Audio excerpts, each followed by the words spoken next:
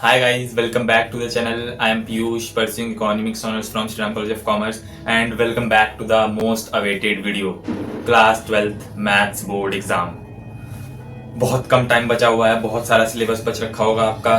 एक जो अच्छी स्ट्रेटेजी वो है ये है कि हाई वेटेज टॉपिक्स को टारगेट करें जिनसे क्वेश्चन आना ही है, पक्का आना है। 5 नंबर का, 3 नंबर का, केस स्टडी 4 नंबर वाली, एमसीक्यू जिससे ज़्यादा बनने के चांसेस हैं, और किस चैप्टर से कैसा क्वेश्चन बनेगा वो सब मैंने तो एग्जाम दे रखा है। आपको इस साल देना है। मेरे को पता है कि आपकी क्या कंडीशन है इस वक्त, बिल्कुल मेरी वैसी ही थी, बिल्कुल है ना। मैथ्स का एग्जाम है, डर किसी को नहीं लगता है। तो मैंने पूरा, ये आपको दिख रहा होगा, मैथ्स पूरा रिसर्च कर लिया है सिलेबस का।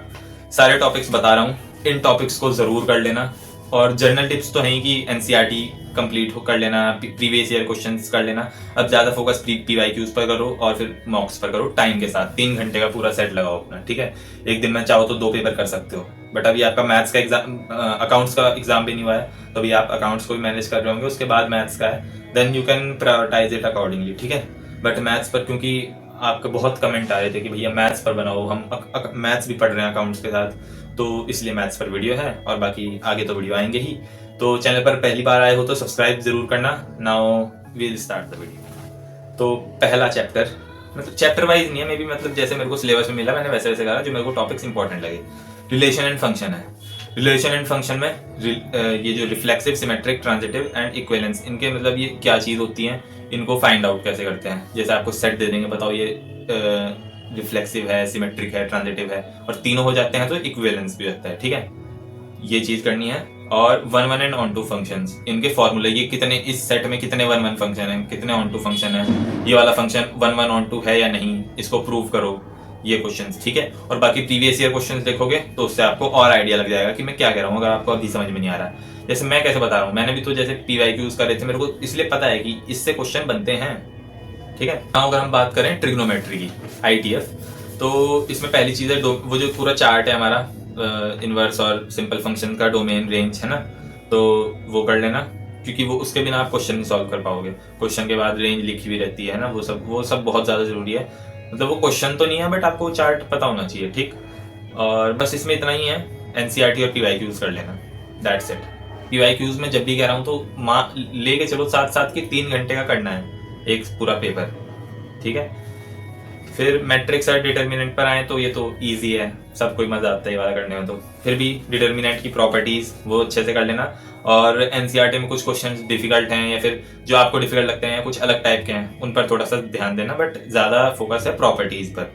और एग्जाम हॉल में बताऊं तो मैट्रिक्स मल्टीप्लिकेशन, वो बहुत कभी कभी उसमें एक डिजिट भी इधर उधर हुई तो काम खराब हो जाता है, और इतना बड़ा क्वेश्चन है, गलती कहाँ हुई वापस से चेक करने जाओगे तो उसमें टाइम ज्यादा लगता है, इसलिए आराम से कर लेना चाहे उस क्वेश्चन को अच्छे से। हमारे सर भी हमें यही बताते थे कि वापस चेक करने में टाइम ज्यादा लगता है इसमें, कि इतना बड़ा, इतनी सारी डिजिट्स हैं, कहाँ कौन से वाले को चेक करोगे, इसलिए आराम करो ही, आराम से अच्छे से, बिल्कुल, ठीक है। और पीवाईक्यूज तो हर चैप्टर में, तो वो अब कहने की बात नहीं है। Then we come to calculus. Calculus ने आपकी नींद उड़ा रखी होगी, कुछ बच्चों को पसंद भी होता है, ऐसी बात नहीं है, बट मेजोरिटी के हिसाब से बताऊं तो सबसे पहले कंटिन्यूटी एंड डिफरेंशियबिलिटी है। तो सी एंड डी चेक कैसे करते हैं, ये कॉन्टिन्यूस है क्या, ये डिफरेंशिएबल है क्या, वो चीज़ है। Then chain rule, easy, chain rule तो इजी है। फिर आईटीएफ के डिफरेंशिएशन, इम्प्लिसिट फंक्शन का डिफरेंशिएशन, ये भी इजी है, इसमें भी कुछ नहीं है। Then exponential and log function, इसकी प्रैक्टिस करके जाना इंपॉर्टेंट है, आ सकता है, अच्छे खासे चांसेस हैं, आ सकता है। और क्योंकि थोड़ा सा बच्चों को अजीब भी लगता है कि मतलब हो नहीं पाता है कभी कभी। देन पैरामेट्रिक फॉर्म है, और फिर सेकंड ऑर्डर डेरिवेटिव है। सेकंड ऑर्डर डेरिवेटिव का यूज अगले वाले चैप्टर में आपको पता होगा, है ना। तो इसमें से इतना ही है। देन एप्लीकेशन ऑफ डेरिवेटिव है, इसके अगर क्वेश्चन बताऊं तो वर्ड प्रॉब्लम जो होती है एप्लीकेशन ऑफ डेरिवेटिव में से, मतलब ज्यादा चांसेस है कि केस स्टडी आएगी। केस स्टडी एक तो इससे आएगी एप्लीकेशन ऑफ डेरिवेटिव से, एक केस स्टडी आती है प्रोबेबिलिटी से। प्रोबेबिलिटी भी लो आप अभी कर लो, देखो जैसे प्रोबेबिलिटी में कंडीशनल प्रोबेबिलिटी होती है, बेस थ्योरम, मल्टीप्लिकेटिव थ्योरम और इंडिपेंडेंट इवेंट टोटल प्रोबेबिलिटी, ये 5 टॉपिक हैं। क्वेश्चन इन्हीं से बनेगा, अब वो केस स्टडी के फॉर्म में बनेगा। आप अगर 10 सैंपल पेपर उठाओगे ना, 10 sample paper, 10 previous year question, उनमें से लगभग 10 में ही प्रोबेबिलिटी की केस स्टडी होगी ही होगी, बिना इसके पेपर बनता नहीं है, ठीक है। इतना इंपॉर्टेंट है। और एओडी भी, एओडी में और जो एक चीज़ और है वो रेट ऑफ चेंज और इंक्रीजिंग डिक्रीजिंग फंक्शन, ईजी है। इंक्रीजिंग डिक्रीजिंग तो बस डिफरेंशिएट करना होता है, एंड देन मैक्सिमा मिनिमा वाली चीज़ है, ठीक है। इंटीग्रल्स, पहली बुक खत्म हो गई है यहाँ पे। इंटीग्रल्स पर आए तो जो प्रॉपर्टीज और फॉर्मूले हैं, वो सब सारी प्रॉपर्टी सारे फॉर्मूले मतलब उनका एक शीट पर सारे लिखो एंड याद करो। बहुत कुछ नहीं है इंटीग्रल में कहने को, आपने पूरे साल कर रखा होगा इंटीग्रल्स तो अब आसान लग रहा होगा। आखिरी के 5 दिनों में, आखिरी के मतलब अभी तो वैसे आपका टाइम है, मैथ्स के पेपर में तो अभी काफ़ी टाइम है, मतलब आखिरी के इतने दिनों में कुछ बहुत ज़्यादा आप चेंज कर दोगे कैलकुलस में, ये मेरे को तो उम्मीद कम है। ऐसा नहीं होता है जनरली, जो मतलब कैलकुलस में अच्छे नंबर लाने हैं तो आपको पूरे साल ही पढ़ना पड़ता है। देन टाइप्स ऑफ फॉर्म, मतलब बहुत सारी फॉर्म के क्वेश्चन है, वो आपको स्क्रीन पर दिख रहे होंगे इस टाइम। इसका स्क्रीनशॉट ले लो।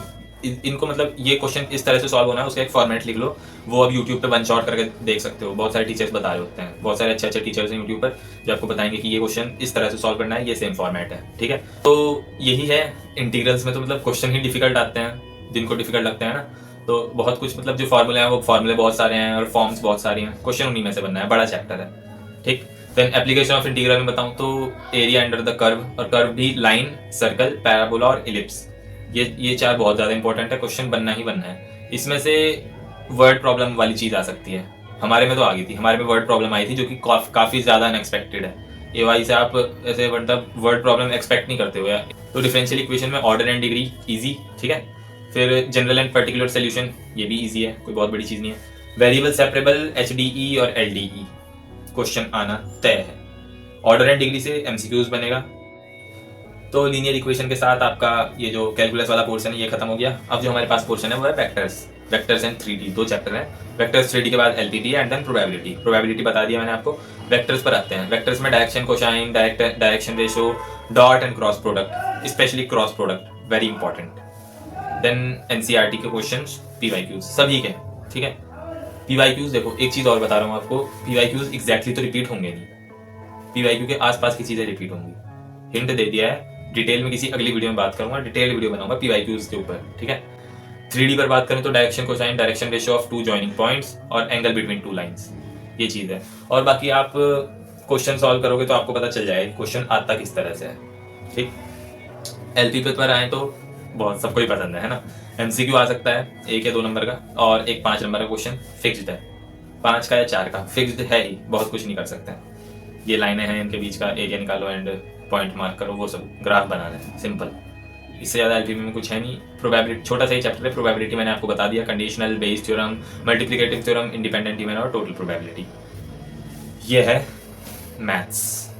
3-4 इंपॉर्टेंट और टिप्स बता रहा हूँ, वो सुन के जाओ। प्रीवियस ईयर क्वेश्चन कर लो 5 साल के, आपको आइडिया लग जाएगा कि क्वेश्चन आता किस तरह से है, किन टॉपिक्स से आता है, कौन से टॉपिक्स इंपॉर्टेंट हैं, आप 3 घंटे के अंदर अंदर अपना पेपर सॉल्व कर पा रहे हो या नहीं, ठीक। मे बी आपको आता सब हो, बट मे बी अटेम्प्ट ही आप 65 पे कर पा रहे हो, और ज़्यादा तेज कर रहे हो तो आपके कैलकुलेशन एरर हो रही है, तो वो चीज़ भी तो नहीं करनी है ना। अगर 15 नंबर का आपका छूट ही रहा है फिर क्या, किस चीज़ का फ़ायदा है, हमें तो 80 आउट ऑफ 80 लेके चलना है ना।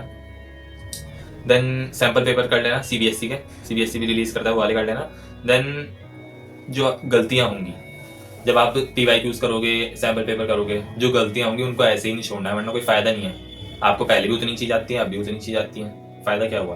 फ़ायदा तब हुआ जब आपको पता लगा कि ये चीज़ मेरे को नहीं आती और आप उसको सुधार लो, आप उस टाइप के क्वेश्चन की और प्रैक्टिस कर लो। लास्ट के जो ये टाइम होता है इसमें उन्हीं चीज़ों को फोकस किया जाता है जो चीज़ हमें नहीं आती है। अब ये मत कहना हमें तो कुछ नहीं आता है, कुछ नहीं आता है तो फिर ईजी वाले टॉपिक्स करो, जो मैंने जितने अभी बताए हैं इनकी लिस्ट बनाओ, जो आपको टॉपिक्स ईजी लगते हैं। रिलेशन फंक्शन हो गया, मैट्रिक्स डिटर्मिनेंट हो गया, LPP हो गया, ये सब करो अगर आपको ऐसा लग रहा है कि मैं पास भी कैसे होऊंगा। और बाकी जिनको पूरा सिलेबस कर लिया है उनके लिए बता रहा हूँ कि जो टॉपिक्स वीक हैं उनको स्ट्रॉन्ग करने पे टाइम दो अपना लास्ट के डेज में, ठीक।